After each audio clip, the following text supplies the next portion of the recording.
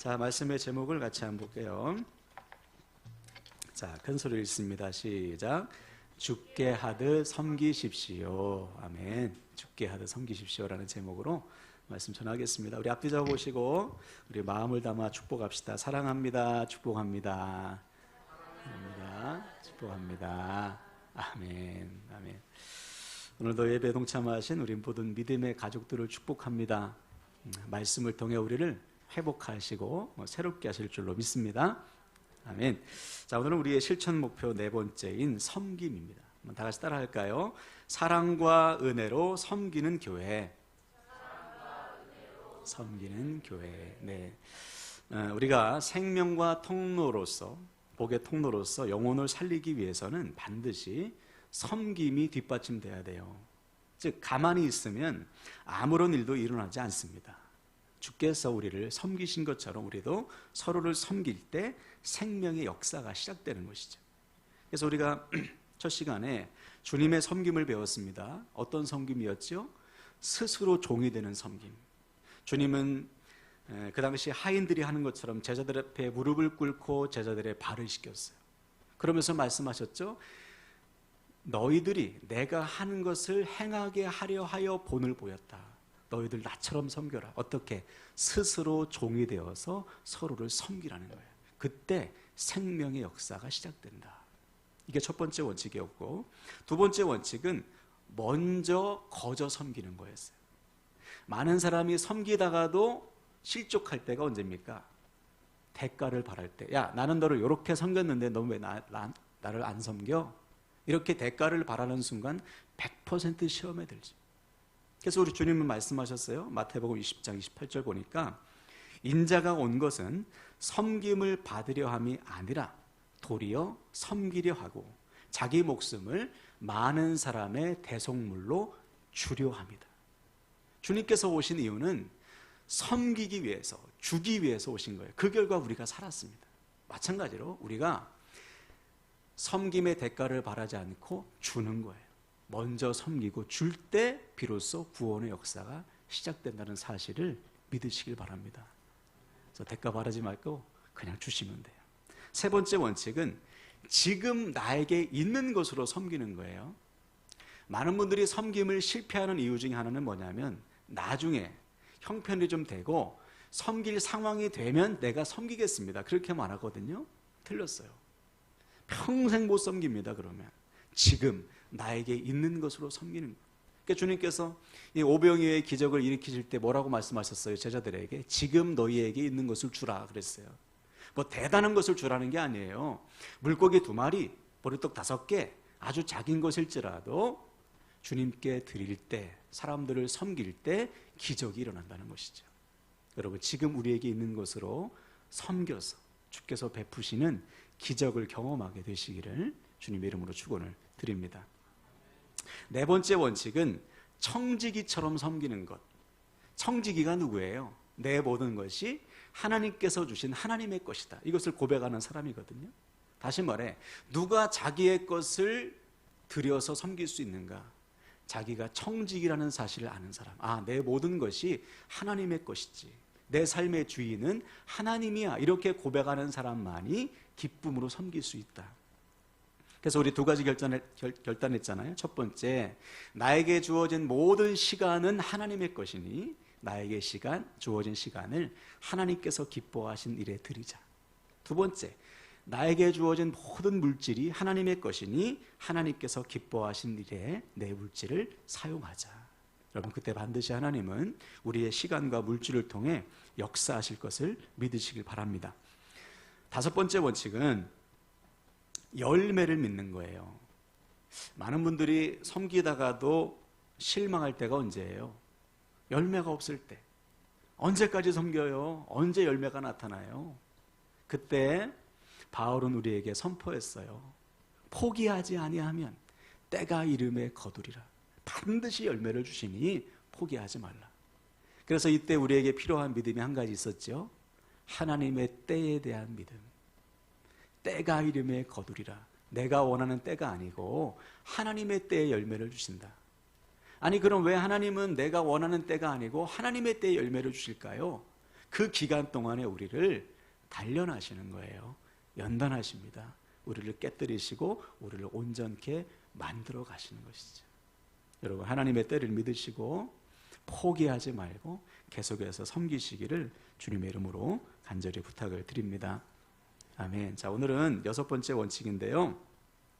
한번 따라할까요? 주께 하듯 섬기십시오. 네. 오늘 본문에서 바울은 우리들에게, 우리 믿는 자들이 가정과 세상에서 어떤 섬김의 삶을 살아야 하는지 아주 구체적으로 가르치고 있습니다. 좀 짤막짤막해서 조금 집중이 안 될 수도 있으니까 여러분 집중해서 들으셔야 돼요. 짧게 말씀을 드릴게요. 자, 먼저 18절을 다시 볼까요? 본문 18절. 아내들아 남편에게 복종하라. 이는 주 안에서 마땅하니라. 자, 그렇죠. 먼저 바울은 부부간의 섬김을 말합니다. 부부간에. 먼저 아내들에게 명령해요. 아내들아 남편에게 복종해라. 이는 주 안에서 마땅하다. 이 말씀은 우리 아내분들이 별로 좋아하실 말씀이 아니에요. 요즘 세상에 아내들은 남편에 복종해야 돼 이러면 매장당하기 쉽죠. 돌맞을 수 있어요. 그럼 왜 성경은 아내들에게 남편에게 복종하라고 명령하고 있는가? 먼저 이 복종이라는 단어를 우리가 주목해야 되는데, 이 단어는 헬라어로 휘포타소라는 단어인데요. 이것은 자기 자신을 누구누구 아래에 두다라는 뜻입니다. 즉 아내들아 남편에게 복종해라, 이것은 무조건 억지로 복종하는 것이 아니고 스스로 남편 아래에 자신을 두어서 섬기는 거예요. 왜 아내들로 하여금 스스로 자신을 낮추어서 남편을 섬기라고 하는가? 그 이유는 두 가지가 있습니다. 첫 번째 이유는 하나님께서 가정 안에 세워놓으신 질서 때문이에요. 질서. 이 질서 안에서 남편을 섬기라는 말이죠. 창세기 2장에 보면 하나님께서 가정을 세우실 때 먼저 아담을 창조하신 다음에 하와를 창조하셨거든요. 근데 왜 창조하셨는가? 돕는 배필로 창조하신 거예요. 다시 말해 하나님께서는 가정을 세우실 때 남자를 가정의 가장으로, 여자를 가장을 돕는 배필로 세우신 거예요. 이 질서 안에서 남편을 잘 섬기라는 것이죠. 자, 그런데 이 말씀에도 우리 여자분들이, 아내분들이 선뜻 아멘하기 쉽지 않아요. 왜냐하면 남편이 가장다워야죠. 예? 남편이 가장으로서 역할을 충실히 하면 우리가 왜 안 섬깁니까? 그죠? 왜 복종이 안 되겠어요? 가장으로서 역할을 감당하지 못하니까 섬길 수 없고 복종이 안 되죠. 속이 터지죠, 아주. 근데 여기에 바로 두 번째 이유가 있어요. 가장으로서 역할을 못하니까 섬기라는 거예요. 다시 말해 하나님께서 성경이 아내들에게 남편을 섬기라고 명령하는 두 번째 이유는 우리들이, 즉 여자들이 섬겨야지만, 도와주어야지만 남자들이 가장으로서 역할을 감당할 수 있기 때문에 그렇습니다. 함께 힘을 모아 남편을 섬겨서 가정을 믿음의 가정으로 세우라. 다시 말해 이 믿음의 가장들이 가정을 믿음의 가정으로 세울 수 있도록 남편을 도우라는 거예요. 그 질서 안에서 남편을 섬기라는 것이죠. 자, 그래서 베드로전서 3장 1절을 보면 이렇게 증거합니다. 우리 현대인의 성경으로 한번 읽어볼까요? 자, 있습니다. 시작. 아내된 여러분은 남편에게 순종하십시오. 그러면 주님의 말씀을 믿지 않는 남편이라도 말없이 실천하는 여러분의 행동을 보고 하나님을 믿게 될 것입니다. 아멘. 그렇죠? 잘했어요. 아주 타이밍 딱 맞게. 아내의 순종을 통해 믿음이 없는 남편까지도 감동해서 하나님을 믿게 된다는 것이죠. 즉 하나님께서 가정에 세우신 질서에 순종하여 스스로 자신을 낮추어 남편을 섬길 때 그 남편은 아내의 섬김을 통해서 하나님을 만나게 되고 결국 가장으로서 역할을 제대로 감당하게 된다는 거예요. 이 말씀은 우리 남편분들이 다 공감하실 것입니다. 우리의 힘으로는 가정을 세울 수 없고 아내의 도움 없이는 가장으로서 역할을 제대로 감당할 수 없습니다. 좀 더 솔직하게 노골적으로 말씀드리면 사람 되기 어려워요. 아내의 도움 없이는 남자들이 사람 되기 쉽지 않습니다. 아내의 섬김과 순종이 있어야지만 남편은 사람 되고 가장으로서 역할을 온전히 감당할 수가 있는 거예요. 전에도 말씀드렸듯이 제가 참 존경하는 목사님 중에 이재철 목사님은 아내의 섬김과 순종을 통해서 하나님을 만났어요. 결혼해서도 매일 술에 취해 들어오고 도박에 빠지고 심지어는 마약까지 했다는 거 아니에요. 이런 인간 말종인 자기 자신을 포기하지 않고 섬겨준 아내를 통해서 예수 그리스도의 사랑의 실체를 체험한 거예요. 결정적으로 아내의 일기장을 봤다고 하잖아요. 그날도 술에 취해서 새벽에 들어왔는데 아내가 자기를 기다리다가 엎드려 잠이 들었어요. 아내 머리맡에 보니까 일기장이 있는데 평소에 한 번도 아내의 핸드폰이나 일기장을 본 적이 없는데 보고 싶은 마음이 들어서 딱 펼쳐봤는데 충격을 받은 거예요. 아내가 이 변하지 않는 남편 때문에 수없이 죽으려고 했던 것입니다. 그런데 그때마다 하나님께서 이 남편을 사랑하신 것을 알기 때문에 또다시 남편을 사랑하겠다고 다짐하는 일기를 쓴 거예요. 그 일기를 보고 이 남편이 꼬꾸라진 거죠. 살아계신 하나님의 사랑, 주님의 십자가 사랑을 아내를 통해서 깨닫게 된 거예요. 이처럼 아내의 순종과 섬김은 남편을 반드시 변화시키십니다. 그러므로 사랑하는 아내 여러분, 여러분을 통해 남편을 사람 되게 하시고 믿음의 가장으로 세우실 주님을 믿으시고 계속해서 사랑하며 섬기시기를 축복합니다. 그럼 남편은 어떻게 해야 될까요? 19절 볼까요? 남편들을 향한 명령입니다. 남편들아 아내를 사랑하며 괴롭게 하지 말라. 그렇죠? 바울은 남편을 향해 아내를 사랑하며 괴롭게 하지 말라고 명령해요. 먼저 사랑, 어떤 사랑이냐? 헬라어로 보니까 아가파오입니다. 아가페의 사랑 많이 들어보셨죠? 하나님께서 인간을 향한 사랑이에요. 아주 자기를 희생하는 사랑, 조건 없는 사랑. 그 사랑으로 사랑하라. 즉 남편은 아내를 사랑할 때 자기 자신을 희생하면서 사랑해라. 자기 자신처럼 사랑해라. 창세기 2장 23절에 보면 아담이 하와를 향해서 이렇게 말해요. 이는 내 뼈 중에 뼈요 살 중에 살이라. 하와는 아담의 갈비뼈를 취해서 만들었잖아요. 그러니까 아담과 하와는 하나. 즉 아담이 하와를 볼 때 아, 저 사람은 나와 하나구나 이렇게 말한 거예요. 뼈 중에 뼈요 살 중에 살. 무슨 말이냐? 남편은 아내를 사랑함에 있어서 자기 자신처럼 사랑해야 된다. 또 괴롭게 하지 말라라는 것은 함부로 대하지 말라. 왜? 나니까. 내 자신처럼 대하라. 모든 남편들의 적인 가수 션이 그 유명한 말을 했잖아요. 아내를 왕비처럼 대접하면 왕 대접받고 아내를 하인 취급하면 자기도 하인 대접받는다.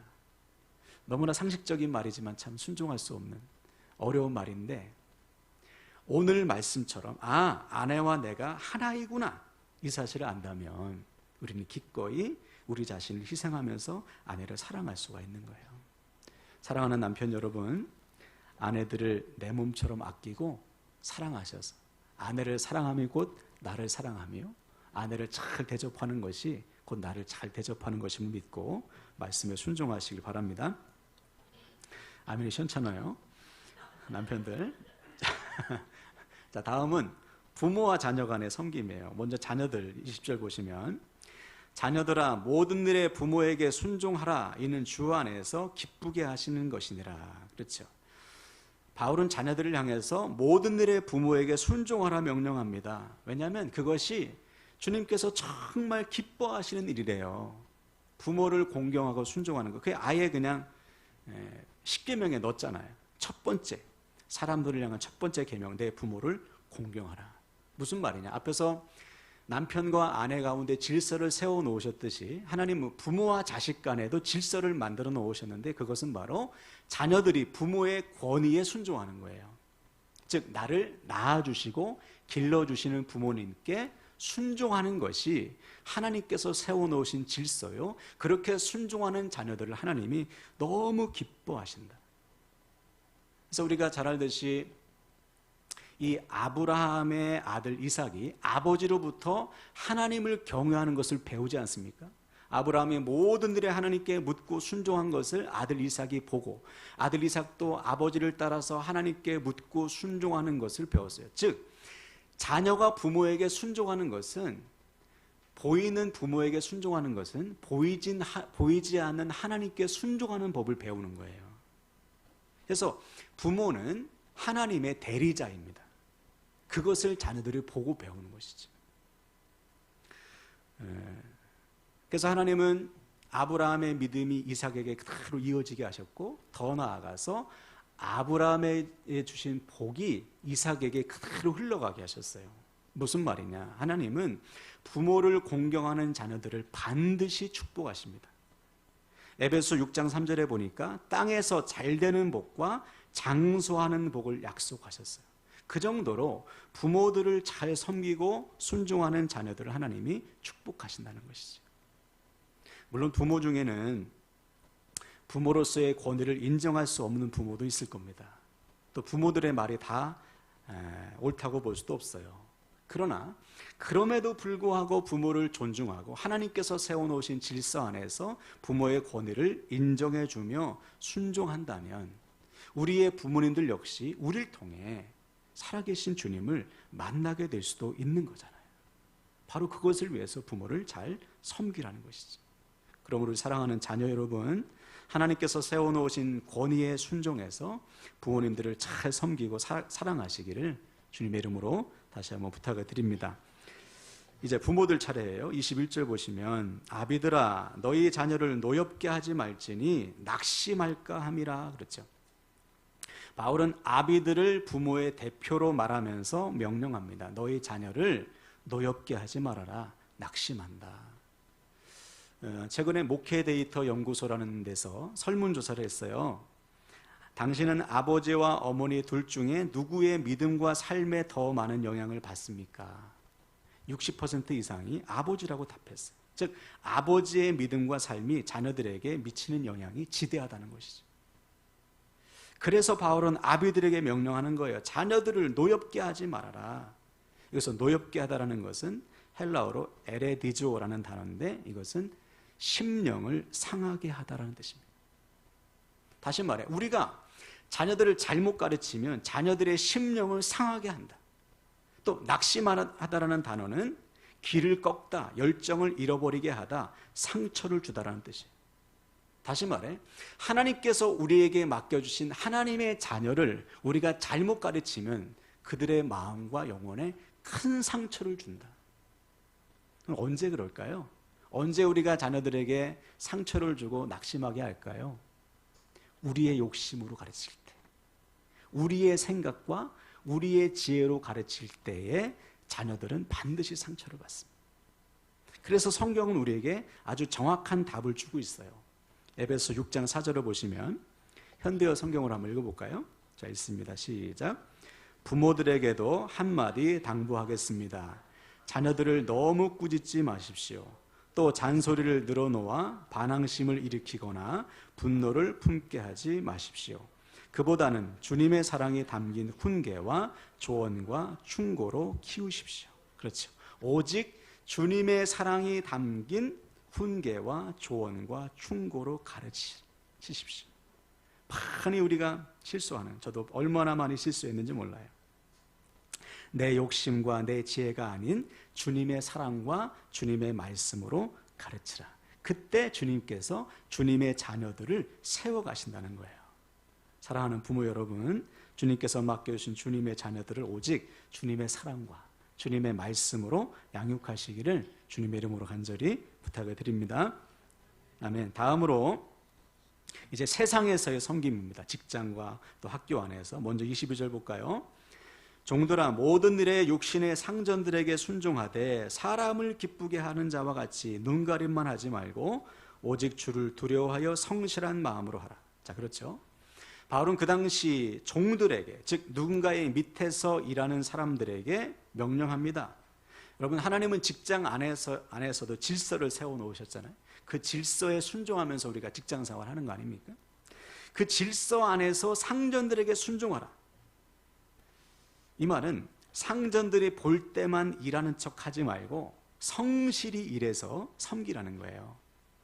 이 많은 그리스도인들이 착각하는 것 중에 하나가 뭐냐면 교회 안에서의 일만 거룩한 일이요, 세상에서의 직업은 거룩한 성직이 아니라고 생각해요. 틀렸죠. 어서 와. 우리가 하는 일이, 우리에게 주어진 일이 하나님을 기쁘시게 하고 영광을 드러낸다면 모든 일, 여러분들이 하는 모든 일은 거룩한 성직이에요. 아멘이십니까? 그러므로 우리가 힘을 다해서 해야 되는 거예요. 하나님께서 맡겨주신 일이기 때문에 하나님께서 직장 안에 세워놓으신 그 질서 안에서 상전들에게 순종하고 나에게 맡겨진 것을 열심히 해야 된다. 근데 여러분, 직장 생활이 얼마나 힘듭니까? 그죠? 마음 상할 일이 얼마나 많이 있어요. 근데 그때마다 우리가 반드시 기억하고 순종해야 될 말씀이 오늘 본문에 있습니다. 23절, 24절 볼까요? 무슨 일을 하든지 마음을 다하여 주께 하듯 하고 사람에게 하듯 하지 말라. 이는 기업의 상을 주께 받을 줄 아나니 너희는 주 그리스도를 섬기느니라. 한번 따라합시다. 주께 하듯 하고, 이거예요. 무엇을 하든지 주님께 하듯 하라. 이것이 오늘 말씀의 핵심입니다. 우리가 가정에서도 직장에서도 어떤 자세로 섬겨야 되는가, 어떤 자세로 주어진 일을 감당해야 되는가, 주께 하듯, 주님을 섬기듯 하고 주께 하듯 해야 된다. 그래서 18절과 20절도 보면 주 안에서라는 말을 반복하고 있어요. 다시 말해 우리가 하는 모든 일은 주님을 위한 일이다. 그러므로 무엇을 하든지 누구를 섬기든지 주께 하듯 하라. 우리가 잘 아는 요셉도 보시면 그는 보디발의 집에서 보디발을 잘 섬겼어요. 그렇죠? 그 질서 안에서 보디발을 잘 섬겼고 자기에게 주어진 일들을 정말 충성스럽게 성실하게 감당했어요. 그때 어떤 일이 일어났죠? 요셉을 통해 보디발의 집에 복이 임했고 그들은 요셉과 함께 하시는 하나님을 보고 영광을 돌렸잖아요. 이것이 우리가 직장 안에서, 세상 안에서 살아가야 되는 모습이에요.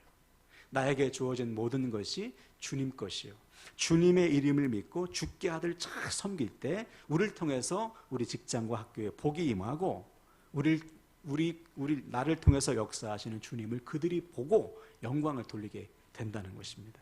바라기는 우리 모두 무엇을 하든지 누구를 섬기든지 주께 하듯 하셔서 하나님께 영광 돌리시기를 주님의 이름으로 축원을 드립니다. 자, 마지막으로 이제 상전들을 향한 말씀 4장 1절을 보시면 상전들아 의와 공평을 종들에게 베풀지니 너희에게도 하늘의 상전이 계심을 알지어다. 그래서 상전이란 직장 안에서 윗사람 또는 직장의 대표를 말하지요. 이들에게 내려진 명령은 의와 공평입니다. 이것은 하나님의 마음으로 사람들을 대하라는 거예요. 여러분들 그런 이야기 종종 듣잖아요. 그렇게 직장 안에서 갑질하는 사람이 알고 봤더니 믿는 사람이더라.